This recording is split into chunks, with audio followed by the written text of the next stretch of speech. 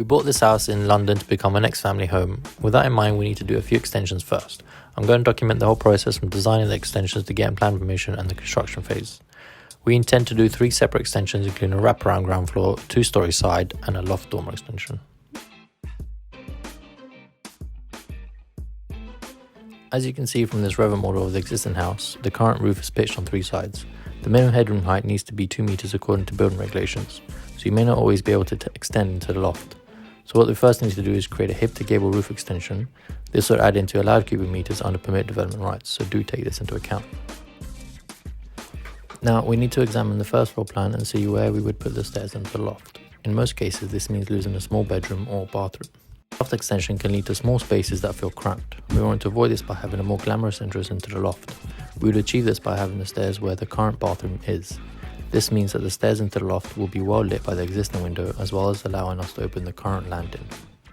Therefore, this will mean a new proposed bathroom where the smaller bedroom is, which results in a bigger bathroom, which means we can add a bath and a shower. This is not really the most ideal solution in terms of cost saving. Altering the location of the bathroom does add unnecessary costs, but in this case we wanted a loft that felt much warmer and more open. A Juliet balcony creates more modern and sleek loft extension. The ensuite will be positioned at the front of the house to be aligned to the new bathroom on the first floor. 2 Velux windows in the front of the house to keep the loft bright and open.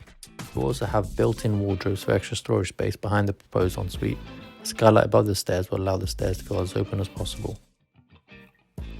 Once built, there will be approximately 2.4 meters ceiling height in the loft, which is much larger than most lofts.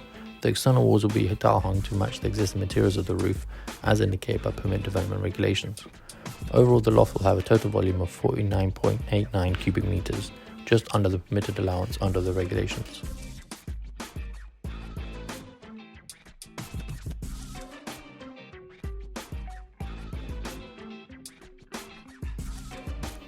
The outbuilding is vital for storage, but we also intend to use part of it as a gym.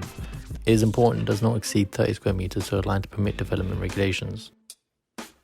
Bifold doors will be used to introduce lots of light into the space. This is important in case we decide to use it as a study at a later date. As the outbuilding will be done through permit development, the height cannot exceed 2.5 meters to take it from the ground floor level. You can learn more about permit development from my blog. Links will be in the description below. Next time I'll be going over the ground floor extension and how that changes the existing ground floor layout.